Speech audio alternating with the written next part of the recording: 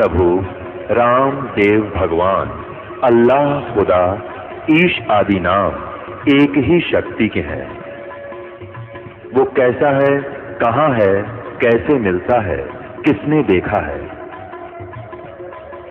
ये प्रश्नवाचक चिन्ह पूर्ण रूप से हटाने के लिए अवश्य सुनिए जगत गुरु तत्वदर्शी संत रामपाल जी महाराज के अमृत वचन सर्व पवित्र धर्मों के पवित्र शास्त्रों के आधार पर।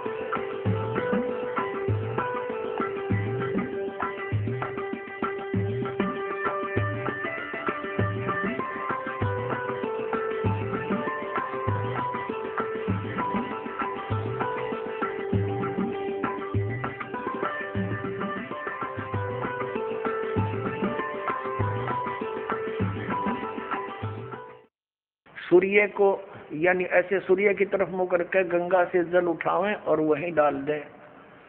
कबीर साहब बढ़कर उसमें गंगा में घुटनों पानी में और ऐसे नौकरन लगे गंगा के जल को पटरी पर फेंक रहे पूरी स्पीड से।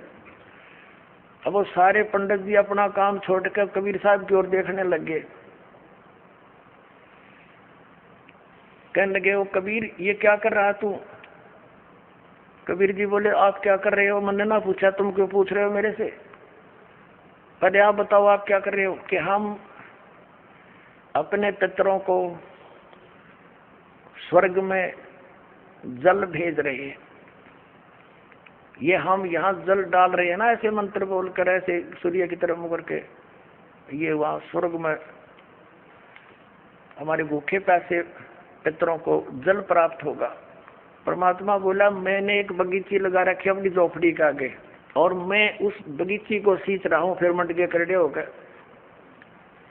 तो वो कहने लगे रे बोले आदमी इतनी दूर कैसे जाएगा जल? ये तो यहीं पड़ा है। वो तेरी झोपड़ी के आगे बगीची जो छोटी सी लगा रखी वो कैसे सिंचाई होगी इससे? कि एक लाखों किलोमीटर दूर मील दूर तुम्हारे पितरों को स्वर्ग में ये पानी मिल सकता है, तो ये 2 किलोमीटर पर क्या दिक्कत आएगी इसको? तो उनकी चौंध टूट गई। पंडित जिया ने फिर अपना गलती स्वीकार की, मालिक की शरण ग्रहण करी। अपने आत्मा वही यहाँ ये सिस्टम है। देखो अब देखो इनके आगे फिर मार्कंडेय पुराण हम पढ़ रहे हैं 92 पृष्ठ पे 92 पे। उससे वृक्ष योनि में पड़े हुए पितर तृप्त होते हैं। अच्छा वृक्ष तो है इतना बड़ा और पानी निचोड़ा कपड़े का उड़ा गंगा के किनारे, बताओ वृक्ष कैसे तृप्त होगा? उसमें तो बाल्टी भर गिरनी पड़ेगी। तो किसी मूर्ख बना रखे हैं देखो। और नहाने पर अपने शरीर से जो जल के कण इस पृथ्वी पर गिरते हैं उनसे उन पितरों की तृप्ति होती है जो देव भाव को प्राप्त हो रहे हैं। अब देखो इनकी अकल। कहते हैं नहाने के बाद जो छींटे छाटे पृथ्वी पर पड़ते हैं ना, वो जो देवता बन गए उन पितरों की तृप्ति होती है। टट्टू देवता बन गए जब इसे पानी तो छकेंगे उड़ा हुआ। अकल बना मार रखी मारी। देखो इन्हें तरह देखो नहाने पर अपने शरीर से जल के कण इस पृथ्वी पर गिरते हैं ना, उनसे उन पितरों की तृप्ति होती है जो देव भाव को प्राप्त हुए हैं, जो देवता बन रहे हैं। और पिंडों के उठाने से वो पिंड भरवाते हैं, अन्न के कण पृथ्वी पर गिरते हैं ना, उनसे पशु पक्षी योनियों में पड़े हुए पितरों की तृप्ति होती है। बता वो पशु योनि में कितना भैंस बनकर खड़ी होगी उनकी वह माई या दादी ताई काकी है, और उड़ा वह कण गिरे पृथ्वी पर कीता है। वह भैंस तो उड़े एक टोकरा ना भूस खावा डेली, एक कण के ऊपर छिटकेगी वह है तेरा कैसे भैया। देखिए से मूर्ख बना रखा। कुल में बालक जो श्राद्ध कर्म योग्य होकर संस्कार से वंचित रह गए, यानी बचपन में मर गए, श्राद्ध करे नहीं, तो वे बिखरे हुए अन्न और समार्जन के जल को ग्रहण करते हैं ब्राह्मण लोग भोजन करने के बाद हाथ मुंह धोते हैं और चरणों का प्रक्षालन करते हैं, तो उस जल से भी अनन्य पितरों की तृप्ति होती है। बेटा, उत्तम विधि से श्राद्ध करने वाले पुरुषों के अन्य पितर यदि दूसरी योनियों में चले गए हों तो भी श्राद्ध से उन्हें बड़ी तृप्ति होती है। अनन्य उपार्जित धन से जो श्राद्ध किया जाता है उससे चंडाल आदि योनि में पड़े पितर तृप्त होते हैं। अब जो भूत प्रेत पितर कितने वृक्ष बन गए, कोई भैंस बना खड़ा है, कितने कोई काटड़ा बन रहा है, इनों के वह भी तृप्त होंगे। वह थोड़े छक्के दो दड़ी खाओ एक जब पेट भरे। एक बार आदरणीय गरीबदास साहिब जी गांव छुड़ानी में हुए, जिनको परमात्मा मिले थे और सचखंड ले जाकर वापस छोड़ा था। उन्होंने फिर ये ज्ञान दिया। एक उनका शिष्य था किसान, और वो गरीबदास साहिब जी के पास बहुत समय बैठता था, प्रतिदिन सत्संग सुनता था, दिन में विचार सुनते रहते थे, बैठ जाते थे। तो वो एक दिन नहीं आया। गरीबदास जी ने पूछा, भाई कल क्यों नहीं आया? अगले दिन जब वो पहुंचा, उसने बताया कि महाराज जी कल मेरी माँ का श्राद्ध था और हमारे गुरुजी वो पंडित जी आए थे, उन्होंने श्राद्ध निकाला, उसमें सारा दिन बिजी रहा मैं। कहा अच्छा भाई। फिर कहने लगा जी कल भी नहीं आने पाऊंगा मैं। पर गरीबदास जी ने पूछा कल क्या बात है? कि कल मेरे पिताजी का श्राद्ध है। अच्छा। परमात्मा पहले भी बहुत समझाते थे गरीबदास साहब जी, लेकिन हमारी बुद्धि इतना काम नहीं करती, हम संसार के व्यवहार को घड़ा में तो देते हैं। तो गरीबदास जी ने कहा भी एक काम करना बेटा, जब तेरे पिता का श्राद्ध निकाल ले तुम्हारे वो ब्राह्मण जी, उसके बाद 2 व्यक्तियों का खाना ले आना यहाँ पर। अब उस व्यक्ति ने सोचा गुरुजी अपने लिए मंगाते होंगे। जब उनके गुरुजी ने सारा काम कर लिया, तैयारी उसने सब लगा दिया, भोग भाग कौवे काव्य छका दिए, तो बाद में बचे हुए 2 मनुष्यों का खाना लेकर के वो गरीबदास जी के मकान में आ गया। गरीबदास जी भी गृहस्थी थे, बाल बच्चेदार थे, किसान थे, लेकिन परमात्मा से परिचित हो चुके थे, तत्व ज्ञान से परिचित थे। उनका खेत था, उस भगत का ही खेत था, उसमें एक जोड़ी थी, छोटा सा तालाब जिसको लेट बोले, और व्यक्ति लेकर आ गया 2 मनुष्यों का भोजन। गरीबदास जी कहने लगे आजा मेरे पीछे पीछे। अब उस व्यक्ति ने सोचा खेतों में कोई साधु संत आए होंगे, इनसे मिलने आते रहते हैं। वहां जाकर उस लेट से, उस जोहड़ से 1 किलोमीटर दूर उस खेतों में जो तालाब होते थे छोटे छोटे, पशुओं के पानी के लिए उसमें स्टोर कर लेते थे जल, तो उनके चारों तरफ झुंड खड़े हो जाते थे, झाड़ बोझड़े कांटेदार झाड़ियों के गुच्छे से बन जाते थे। उससे 100-200 फुट दूरी पर बैठ के गरीबदास जी भी वो लड़का व्यक्ति बैठा लिया और वहां कहा, आवाज लगाई उसकी माता और पिता का नाम लेकर, और उनसे कहा कि आ जाओ तुम्हारा पुत्र भोजन ले आए। उसमें से एक गीदड़ और गीदड़ी निकल कर आए और वहां आकर खड़े हो गए, और लीला थी गरीबदास साहिब जी की, और कहा बेटा ये तेरी माँ, ये तेरा बाबू, ये तेरा पिताजी, इन्हें खिला भोजन। वो दर दिया खोल कर उसने। अब वो छक गए दोनों, 1 मिनट खा गए फटाफट और खा कर भाग गए। अब गरीबदास जी बोले कि तुम्हारे गुरुजी क्या कह रहे थे कि 1 दिन के भोजन खिलाने से और 1 वर्ष तक तुम्हारे पिताजी पितर जो जिस भी योनि में है वो तृप्त रहेंगे। अखा जी ऐसे कह रहे थे, ये दोनों भूखे मरे थे, देखा गए सारे ने, और भोगते ला के आए हो तुम्हें। अखा जी उस दिन पीछे कान पकड़ दिया कि जी बाढ़ में जाओ, ये तो बकवास है सारी। तो छोड़ दी सारी वो लोकवेद और दंत कथा, मनमाना आचरण उस प्यारी आत्मा ने। तो पुण्यात्माओं, परमात्मा कहा करते थे कि तुम 1 दिन तो आहार करा देते हो, मान लीजिए तुम्हारी बात बड़ी करें, और तुम्हारे पिताजी या माताजी जब जीवित थे दिन में 2-2 बार तो पक्का रोटी खाते थे। अरे 300 तुमको 1 दिन के खाने से 364 दिन कोई जरूरत नहीं, ये कोई संभव बात है तुम्हारी? एक दिन तुमने भोग लगा दिया, 364 दिन क्या खाएंगे वो? मान लीजिए तुम्हारे पिता काग बन गए, कौवे, तो रोज भोग ला दो उनका, 2 रोटी तोड़ के ऊपर रोज फेंक दो ताकि उनका पेट भरा रहे। ये 301 दिन ये फंड करने से कोई फायदा नहीं। कहने का भाव ये है कि वो तो जो बन चुके। अब पुण्यात्माओं, जब हम सत भक्ति करेंगे और इस साधना के करने से आपके जो पितृ भूत प्रेत आदि बने हुए हैं, और चाहे वो किसी योनि में है, ये पितृ वाली सिस्टम में, तो उनकी भी मोक्ष हो जाएगा आपकी भक्ति करने से। अब पुण्यात्माओं, ये सत्कर मान लेना, ये दास आपको समय अनुसार सब क्रियाएं बताएगा। इन एडवांस करने से आप अपना क्रम बिगाड़ बैठोगे। आप अपनी भक्ति करते रहो और समय आने पर ये सब आपके पितृ वगैरह भी इस साधना से ही इनकी मुक्ति हो जाएगी। अब क्या होता है, जैसे इन्हीं पुराणों में लिखा है कि 1000 ब्राह्मण भोजन कर रहे हों।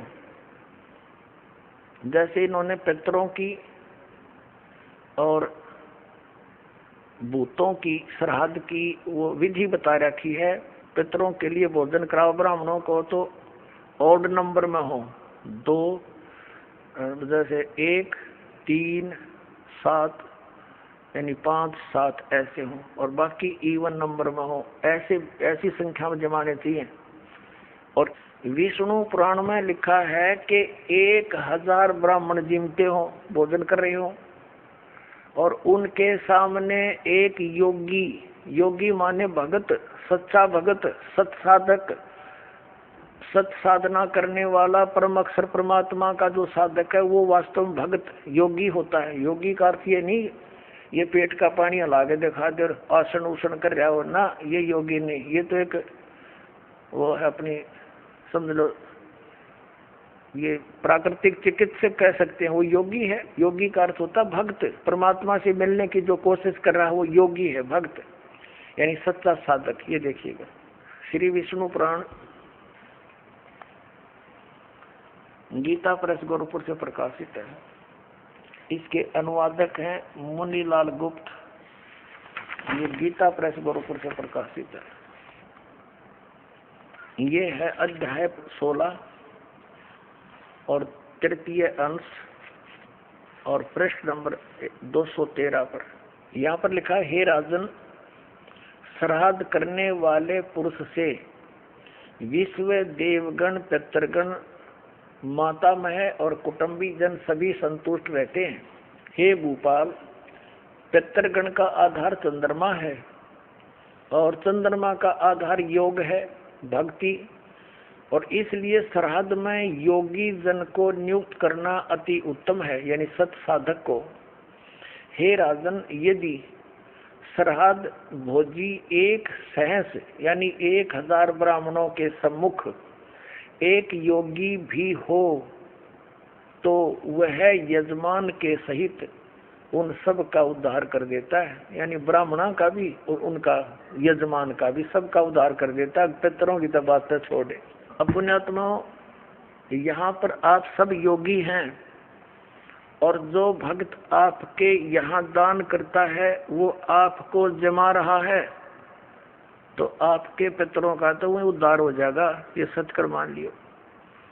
ये इतना गजब का मार्ग है। जो सत्य है वो तो इन्होंने ग्रहण की नहीं, इन्होंने असत्य ग्रहण कर ली। अब पुण्यात्माओं, जैसे वेद, आपने रुचि ऋषि की कथा में देख लिया मार्कंडेय पुराण में कि वेद में इसको अविद्या कहा है, क्रम कांड को। और पितर भी मानते हैं क्योंकि वह भी ब्राह्मण थे, ऋषि थे। अरे वो नौके हमारी दुर्गति हो जाएगी, जैसे दूसरा आदमी निकाल लेगा। अब जैसे एक श्रद्धालु कहता है कि जैसे हमारे पिताजी दिखाई दे जाए और वो कहें बेटा श्राद्ध निकाल दे, तो हम क्यों नहीं निकालेंगे? निकालना तो पड़ेगा। कोई बात है यार? अपनात्माओं, उसका तरीका है। जैसे किसी का बालक और कुएं में गिर गया उसका वो तो चिल्ला रहा है डूब गया, उसका क्या इलाज है? गिल्ले डूब जा, डांक मार दे, छलांग लगा दे, वो भी मरे गिल्ले। उसकी विधि है उसको भी बचाने की। पहले रस्सी बांधे एक ऊपर मजबूत सी, उसको नीचे डालो, उसको पकड़ कर जा, उसने भी काट के लिया। तो ये पितर दिखाई दे जा ऐसे कोई है तो उसका गेल नहीं डूबे, उस साधना नहीं करे, वो तो कुएं में छलांग लगाने वाली बात होगी, गिल्ले मर गया। उसके लिए ये रस्सा है जो दास आपको देगा, ये सत भक्ति करो, इस तरह ये दान धर्म करो, और उन पितरा का भी सब कहेगा उद्धार अपने आप होता चलेगा। ये आपने पढ़ भी लिया, क्योंकि सत साधक ये भक्त है, या लाखों योगी जी में एक महीने के अंदर आकर के हैं, और फिर वो एक कह के जमान में इतना लाभ बता रहे। तो ये तत्व ज्ञान और शास्त्र अनुकूल साधना, इसे आपका भी कल्याण और आपके पितरों का भी। अब जैसे आप जी ने अभी सुना कि वेद में इसको मूर्खा की साधना बताई है, तो बिल्कुल ठीक है। तो वेद क्या है? ये परमात्मा का विधान है, ये परमात्मा का आदेश है।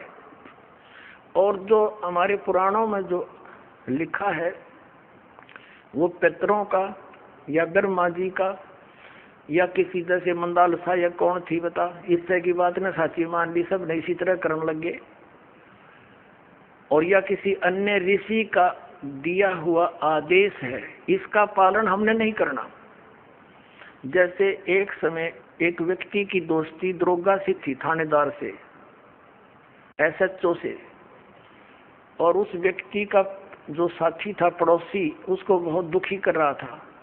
उसने अपने मित्र दरोगा जी से कहा कि भाई दरोगा जी, ऐसे ऐसे मेरा पड़ोस में है, साथ वाला मकान में, बहुत परेशान करता है, सारा कुछ कह लिया, पंचायत भी कर ली, नहीं मान रहा, क्या करूं? अब दरोगा जी ने कहा उसका मार लट, सर मैं माफ देख लूंगा। दरोगा जी की के आदेश न लेकर उसकी आज्ञा का पालन कर दिया। उसने ये सोच कर आप संभाल लेगा, उस अपने पड़ोसी के साथ झगड़ा ठान लिया, लट्ठम लट्ठा हो गया, उसका सर में लठ लग गया, वो मर गया पड़ोसी। अब वो SHO वहां का प्रभारी था, वो ले उसी को पकड़कर हवालात में दे दिया, सजाए मौत होगी उसकी। अब राजा का विधान था, किसी का लठ मारेगा और मर गया तो उसकी सजा होगी मौत, और वो विधान तोड़ दिया उस व्यक्ति ने। अपने मित्र एक अधिकारी की आज्ञा का पालन कर लिया, जिससे राजा का विधान टूट गया, वो दंडित हुआ। इसी प्रकार इन पुराणों में लिखा हुआ जो आदेश है, ये दरोगा जी का समझ लो इन पुराणों में। और वेदों में संविधान समझो भगवान का संविधान अगर तोड़ दिया इन दरोगा जी के कहने से, पुराणों के या इन नकली धर्म गुरुओं के कहने से, इन शास्त्र विरुद्ध साधना कराने वाले आचार्य और शंकराचार्यों के आदेश से हमने ये क्रिया कर ली, तो हम दंडित होंगे, हम पितर ही बनेंगे, यानी मौत की सजा मौत की मिलेगी। तो इसी गलती पर हम तो ना करें भाई, और करियो भी मत। एक जीवित उदाहरण दास आपको देता है। मेरे पूज्य गुरुदेव जी ब्राह्मण वर्ण में जन्मे थे।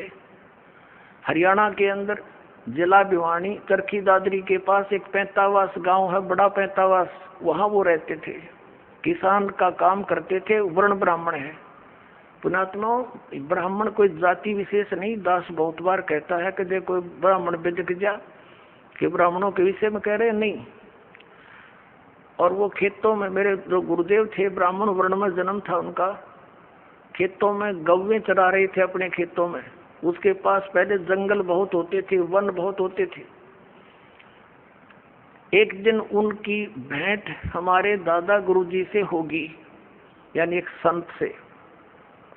वो उससे प्रेरणा पाकर के घर से खिसकने की सोची और गुरुदेव का एड्रेस पूछ लिया। सब ज्ञान से परिचित होकर खेतों में शाम के समय गौवें चरा रहे थे, और भी कुछ साथी पाली गवाले थे। तो उनको ये कहकर के मैं फ्रेश होकर आता हूँ, मैं देर हो जा तो तुम पशुओं ले चलना, मैं आप आ जाऊंगा। वो जंगल में चले गए गहरे। पालियों ने वो अपने गौवें गांव में ले आए। अब वो शाम ने काफी देर होगी, जब नहीं आए उनका बचपन का नाम, गांव का नाम हरिद्वारी था, पंडित हरिद्वारी। और फिर उन्होंने अपना नाम बदल लिया था, कोई पहचान ना ले, घर से निकल गए थे वो। तो उन्होंने क्या किया, अपने कपड़े जो पहन रखे थे वो उतार दिए, 2 जोड़ी कपड़े लेकर गए घर से, उस दिन एक अलग से ले गए थे, किसी को दिखाया नहीं।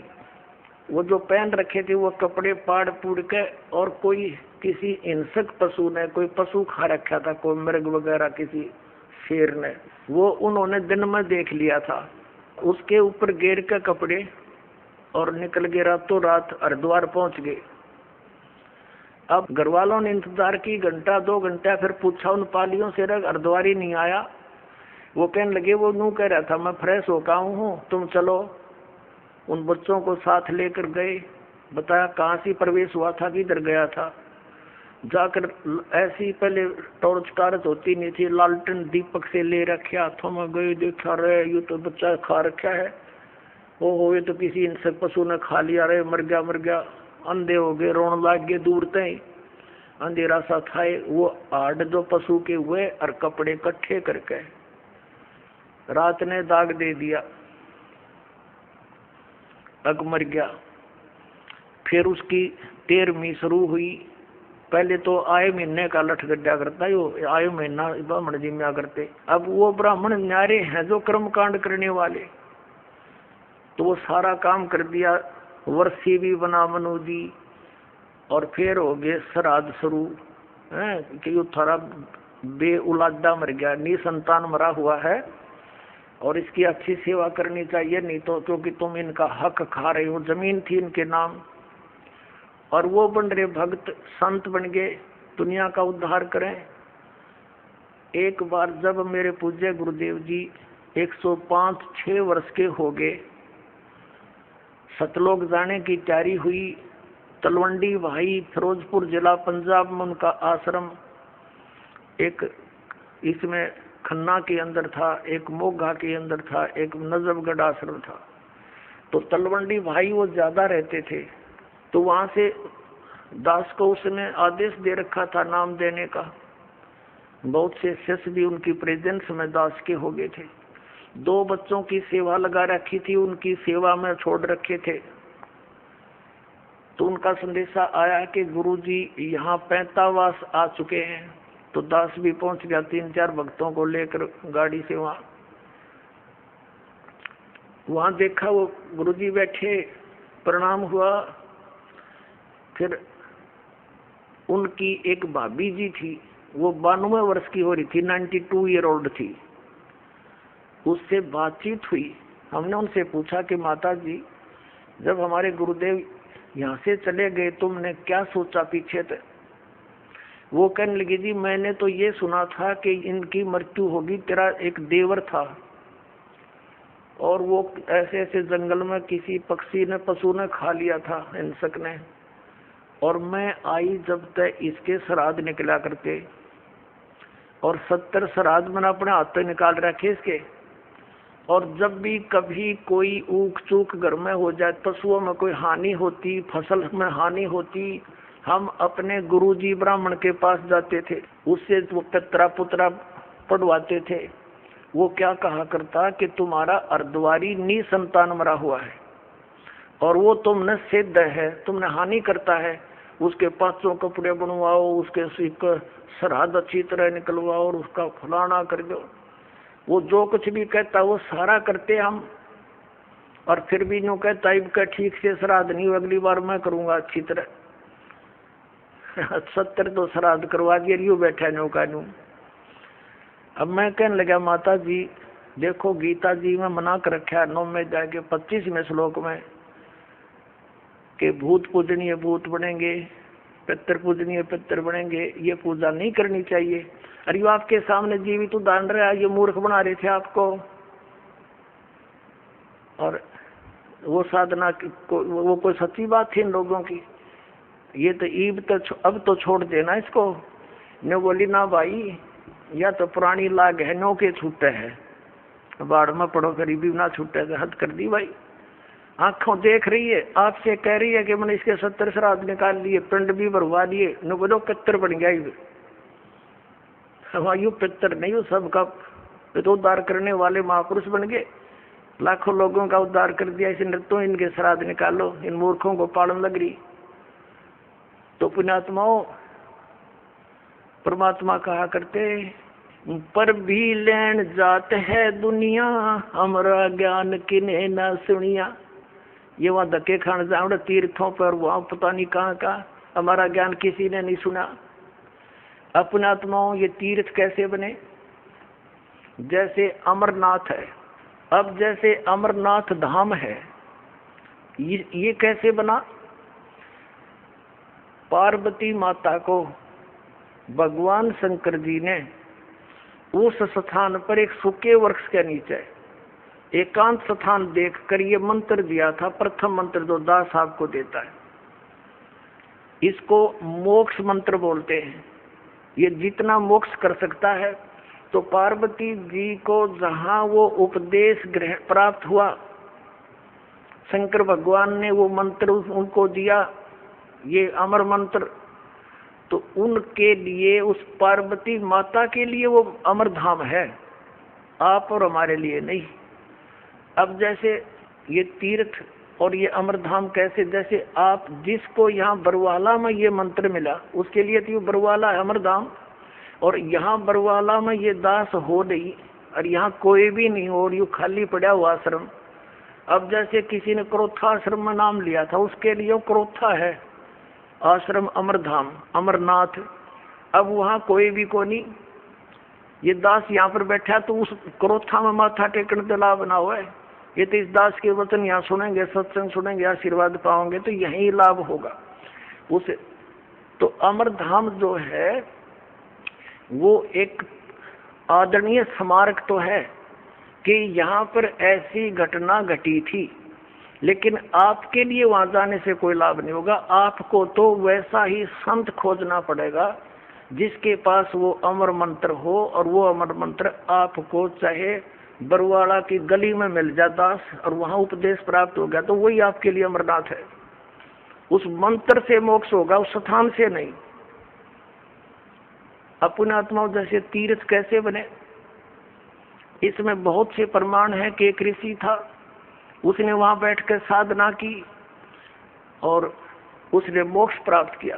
अपने आत्माओं, जैसे एक हमाम दस्ता होता है सामग्री कुटन का, दवाई दुई कुटन का, लोहे का मुसल सा वो 1.5 फुट का, और 2 फुट का, वो 1.5 फुट का, 1 फुट का ऊंचा, 9 इंच चौड़ा होता है। वो किसी का पड़ोसी ने मांग लिया, और उसने उसमें कुछ सामग्री गुट्टी अवन की, और वो वापस दे गया मांझ धो कर कति साफ करके, उनको लौटा गया जिसका था। उनको रात्रि के समय जब वो सोने लगे तो महक आ रही थी। उन्होंने देखा ये महक कहाँ से आ रही है, देखते देखते देखा ये तो इस हमाम दस्ते में से आ रही है। तो उन्होंने देखा हो इसको तो पड़ोसी ले गया था मांग के, उसने कोई सामग्री कूटी है। अब पुण्यात्मा उसने सारी सामग्री निकाल ली, कति साफ करके वापस लौटा दिया, और फिर भी महक आ रही है। वो सामग्री जो उसमें कुटी थी वो अलग वस्तु है, तो वो महक जो उसके अंदर आवे थी थोड़ी बहुत हमाम दस्ते में 1 दिन के बाद खत्म होगी। अब ये तीर्थ एक हमाम दस्ता समझो, और जैसे उस ऋषि ने उसमें सामग्री कूटी, यानी वो साधना वहां बैठकर की, वो सारी कमाई लेकर अपने उस धाम को चला गया जहाँ उसने उस साधना से जाना था। वो तीर्थ तो एक हमाम दस्ता है, उड़े 1-2 महीने 1-2 साल उसमें महक सी आवे, क्योंकि जहाँ संत ने साधना की होती है कुछ देर राहत मिलती है, लेकिन वो सामग्री वाला काम नहीं हो सकता। अब जैसे वो इतनी सामग्री कूटनी पड़ेगी उसमें महक अच्छी रोज लेने के लिए, यानी सत्य साधना आप कहीं बैठकर कर लो जैसे उस ऋषि ने की। आप अपने घर पे करोगे, आपके लिए वो तीर्थ आपका घर है, ना कि वो स्थान जहाँ पर किसी अन्य ने साधना की। वहां देखने जाने से हमें क्या लाभ होगा? जैसे ये दास पहले नगर नगर में सत्संग करने लगा, तो जहाँ किसी ने सत्संग सुना, उपदेश ले लिया, और वहाँ हम भट्ठी बना करके खीर बनाते, हलवा बनाते, सब्जी बनाते थे, और वहाँ से हम अगले शहर में चले गए। और फिर कोई व्यक्ति ये बताने किसी को साथ लेकर जावे कि देखो यहाँ रामपाल का सत्संग हुआ था, यहाँ खीर बनी थी, यहाँ हलवा बना था, यहाँ बैठकर खावे थे। बुआ ना तो रामपाल वहाँ पर ना, वहाँ पर खीर ना हलवा, वो तो सूखी भट्टी दिखानी है। हलवा और रामपाल जहाँ मिलेगा उड़े माल मिलेगा भाई। इसी प्रकार समझ लो इन तीर्थों और व्रतों को। तो ये सतलोक आश्रम आपके लिए उन सब धामों और तीर्थों का काम करेगा। यहाँ आओ, अपना कल्याण करो। बोलो सतगुरुदेव।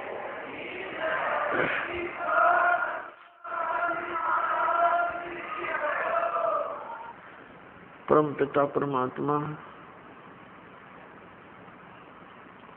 पूर्ण ब्रह्म, परम अक्षर ब्रह्म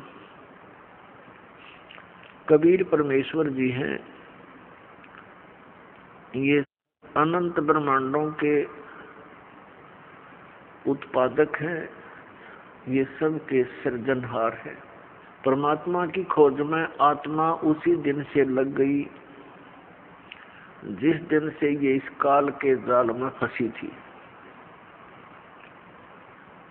क्योंकि जो सुख इस आत्मा को सतलोक के अंदर था, यहाँ इस काल के लोक के किसी कोने में नहीं है। उस सुख की खोज करते करते ये महास्वर्ग में भी पहुंच गई, जिसको यहाँ का सबसे सुप्रीम यानी सबसे श्रेष्ठ सुख में सथल बताते हैं। वहां भी वो सुख नहीं है, वहां भी ऐसे ही आग लगी है जैसे इस पृथ्वी पर है। वहां पर भी वही प्राणी है जो यहाँ शुभ कर्म करके, अच्छी भक्ति करके इस काल के सतर की, और वहां पहुंच गए। वहां उनको अच्छी पोस्ट मिल गई, देव शरीर प्राप्त हो गया, वहां का जो सुंदर शरीर है। और जो यहाँ राग द्वेष, ये काम क्रोध मोह लोभ अहंकार, ये सारे विद्यमान हैं, खचाखच भरे हम ऊपर के लोकों के में रहने वाले प्राणियों में। तो वहां भी ये ऐसे ही अपना टाइम पास करके फिर नरक में चले जाते हैं। नरक का समय पूरा करके फिर ये 84 लाख योनियों में भटकते रहते हैं। पुण्यात्माओं, परमात्मा पाने के जो साधन है वो भिन्न भिन्न नहीं है। एक ही मंत्र है, एक ही विधि है, यानी एक जैसे ही वो सब क्रियाएं हैं। और हम परमात्मा पाने के लिए कोशिश करते करते अपने जीव सतर की सोच से और अन्य लोक वेद के आधार से हम महापुरुषों से मिलते हैं, क्योंकि ये विशेषकर हिंदू धर्म के पुण्यात्माओं में एक विशेष आस्था है परमात्मा की, और उनको इतना ज्ञान है सदग्रंथों के आधार से कि गुरु के बिना मोक्ष नहीं होता। ये तो प्रत्येक हिंदू धर्म के पुण्यात्मा के, चाहे कोई भक्ति करता है या ना करता है, तो वो भी ये अवश्य कहता है कि वे गुरु बिन मोक्ष नहीं। तो ऐसी व्यवस्था अन्य किसी भी धर्म में नहीं रही। जैसे सिख धर्म के अंदर गुरु परंपरा थी, लेकिन बाद में वो केवल गुरु ग्रंथ साहिब को ही गुरु मानकर अपना अध्यात्म क्रियाएं करने लगे। लेकिन वक्त गुरु का होना अनिवार्य है। जैसे ये पवित्र गुरु ग्रंथ साहिब, पवित्र श्रीमद् भगवद गीता, पवित्र वेद, पवित्र पुराण, ये तो एक आदरणीय सदग्रंथ है, महापुरुषों की जानकारी है, भगवान के विषय में लिखा है इसमें। ये तो ऐसा समझो कि हमारे औषधि की बुक हो। औषधि की पुस्तक है और उसके जानकार की आवश्यकता है जो वैद्य हो, और वैद्य वही सफल होता है जो औषधि की पुस्तक में लिखी हुई सब जड़ियों को इकट्ठा करके मिला कर समझ कर जड़ी बनाता है। इसलिए वक्त गुरु की आवश्यकता है। तो पुण्यात्मा इस धारणा के अनुसार इस आवश्यकता की पूर्ति के लिए ये प्राणी गुरुओं के पास जाने लगे। अब श्रद्धालु को कोई ज्ञान नहीं होता क्योंकि वो तो जिज्ञासु होता है। जैसा भी उसके गुरुजी साधना करने को कहते हैं वो समर्पित होता है, वैसे ही करता है। तो पुण्यात्मा सभी भक्ति भी कर रहे हैं और बुराइयां ज्यों की तो बढ़ रही है। काम, क्रोध, लोभ, मोह, अहंकार, इसमें किसी के अंदर भी कमी नहीं बनी। इसका कारण क्या है कि पूर्ण संत ना मिलने से तो कभी भी ये शांति इस समाज में, इस लोक में नहीं हो सकती। 600 वर्ष पहले परमात्मा आए थे, स्वयं एक संत की भूमिका करके चले गए और साथ में एक दुल्हाई का कार्य भी किया करते थे, ये प्रमाणित करने के लिए कि वही परमात्मा पाने के लिए, क्योंकि उसमें भ्रम फैला हुआ था कि ब्राह्मण वर्ग ही भक्ति के अधिकारी हैं। बाकियों को तो इन्होंने ऐसे लगा दिया था, शराब सूद निकालने खातिर क्रियाओं में उलझा दिया था। और विशेषकर यही माना जाता था कि ब्राह्मण ऋषि, महर्षि घर त्याग कर चला गया तो व्यक्ति वही परमात्मा पा सकता है, या घना बड़ा सेठ धन दान करता हो। तो परमात्मा ने सब शंकाओं का निवारण करने के लिए एक शूद्र जाति में रहना पड़ा है। उसने छुआछात चरम सीमा पर थी, अत्यधिक छुआछात थी। ब्राह्मण लोग शूद्रों को निकट भी नहीं आने देते थे, दूर से बात करते थे। और उस समय परमात्मा एक दुल्हा जाति के अंदर रहे। वैसे तो उनका जन्म नहीं हुआ था, सतलोक से आए थे, सहशरीर आए थे। एक नवजात शिशु का रूप धारण किया था कमल के फूल पर, बाहर एक सरोवर के अंदर। वहां से एक नीरू नीमा नाम के दुल्हा दंपत्ति उठा ले गए थे और वहां परमात्मा की परवरिश लीला होने से और फिर दुल्हाई का कार्य करते हुए जनता को ज्ञान भी देते थे, भक्तों को यथार्थ ज्ञान समझाते थे, सूक्ष्म वेद का प्रचार करते थे। वो यही प्रमाणित करने आए थे, एक उदाहरण देने आए थे कि परमात्मा पाने के लिए जाति और धर्म और कर्म, यानी जैसे कोई ज्यादा बड़ा सेठ यानी धन अधिक या कम, ये इसके लिए कोई मायने नहीं रखता।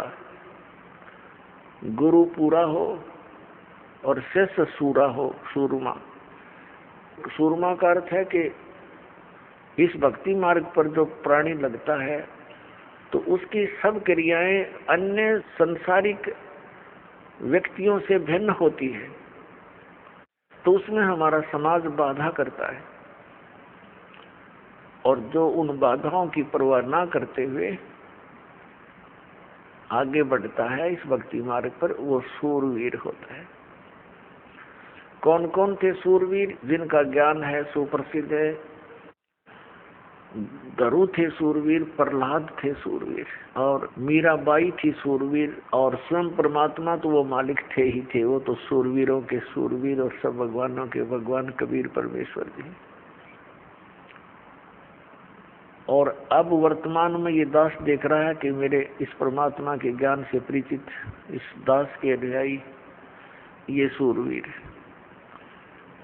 क्योंकि इन्होंने समाज के साथ संघर्ष करके, क्योंकि क्रोथा कांड के दौरान इस दास को इतना बदनाम कर दिया गया था झूठा,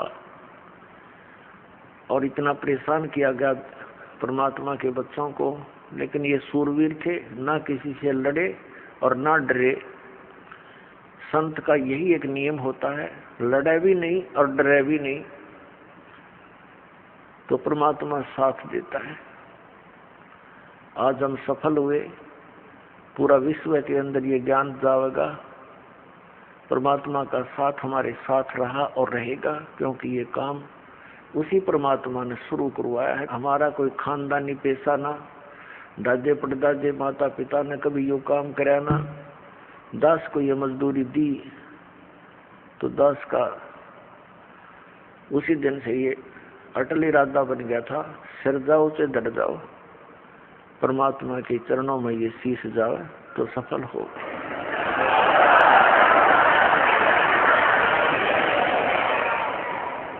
तो पुण्यात्मा,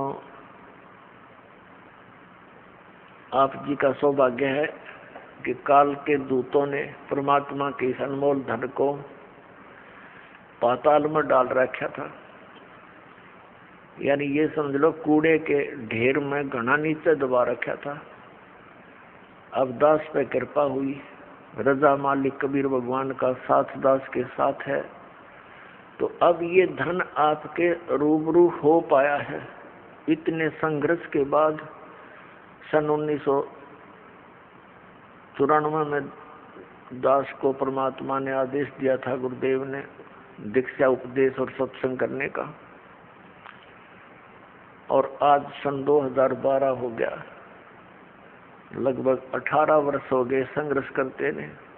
-0 से भक्ति को ऊपर उभारा है परमात्मा कबीर जी की दया से। बिल्कुल नामो निशान नहीं था, ना भगवान का ना भक्ति का।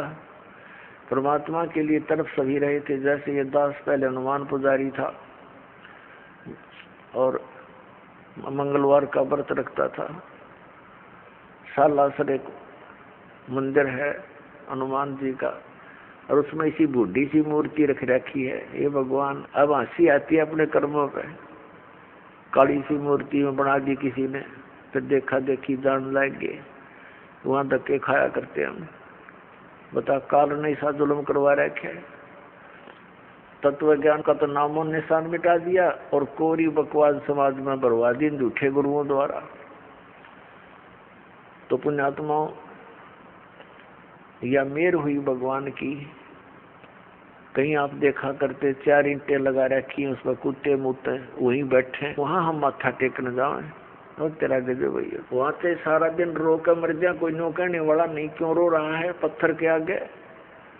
तो इसलिए वक्त गुरु की आवश्यकता होती है, और उसके ज्ञान के आधार से भक्ति साधना करने से कल्याण हो जाता है। अब ये कितनी बुराई बढ़ गई शराब मांस तंबाकू की,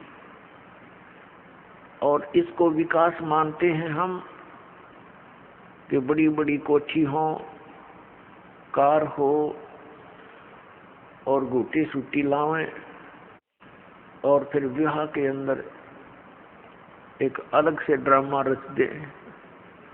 पुण्यात्माओं, ये भक्ति मार्ग में नहीं चलेगा।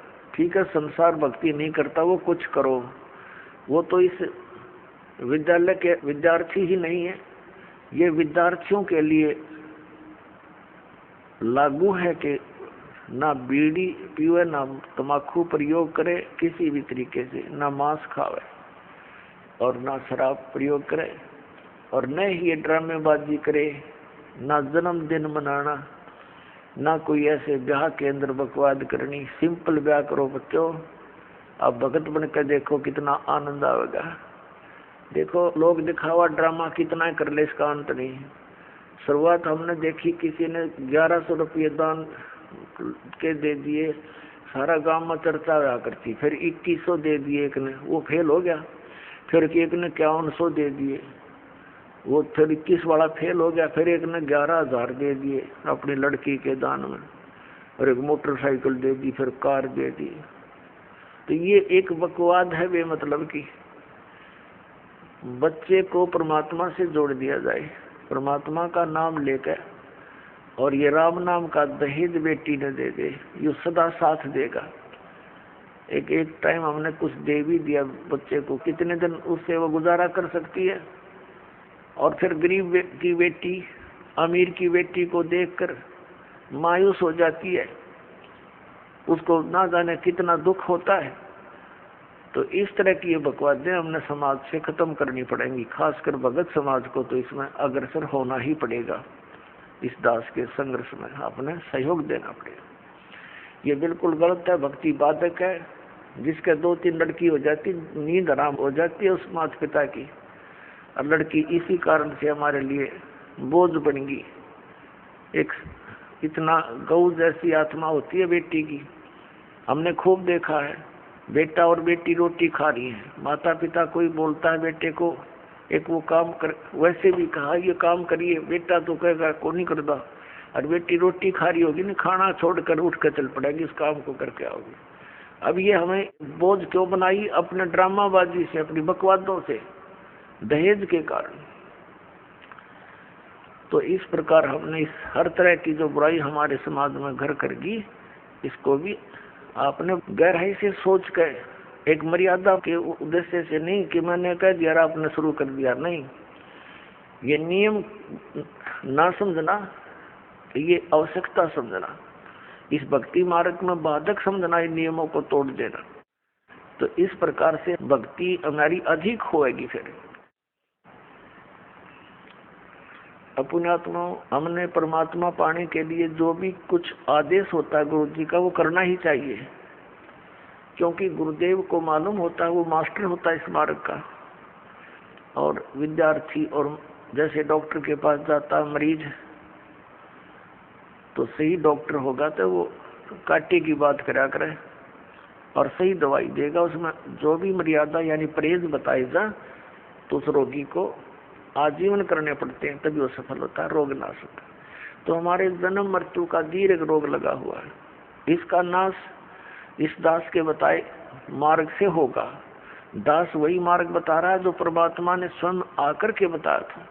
ये गॉड गिवन है, ये किसी की लोक वेद नहीं है, किसी आम व्यक्ति का बताया हुआ ज्ञान नहीं। और यही प्रमाण हमारे सदग्रंथों में है, जिन सदग्रंथों को हम सिरोधार्य मानते रहे।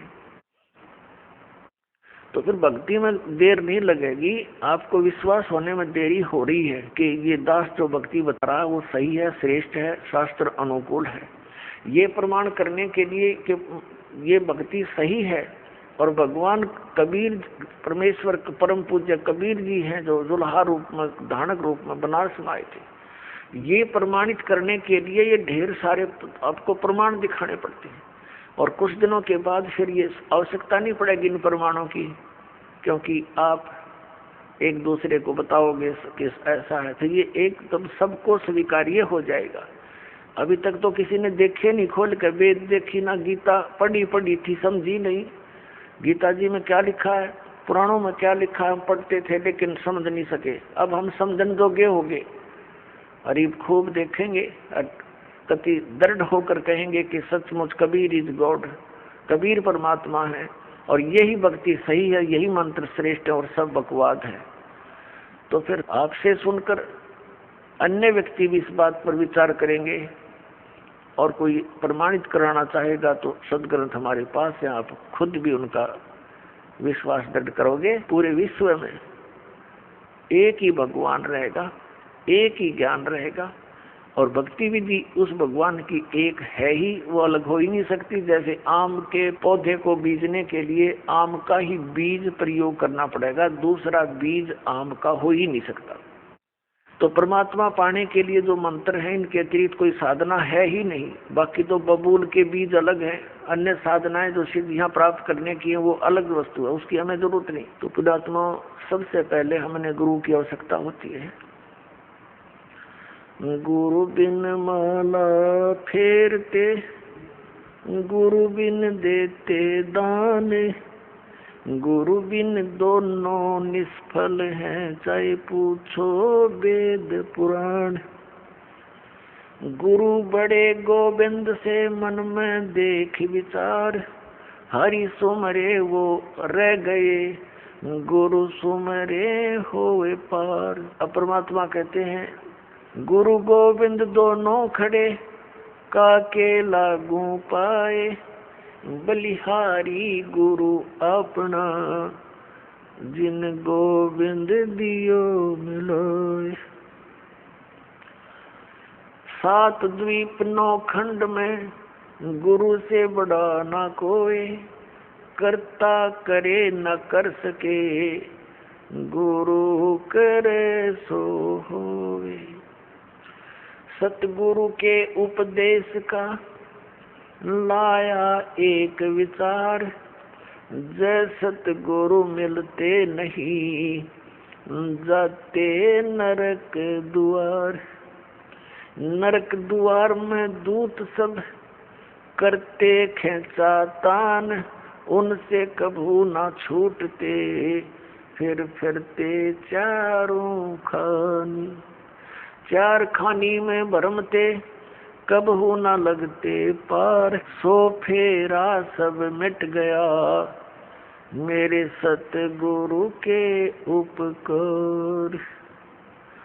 सात समुद्र की मसी करूं, लेखनी करूं बन राय, धरती का कागज करूं, गुरु गुण लिखो न जाए।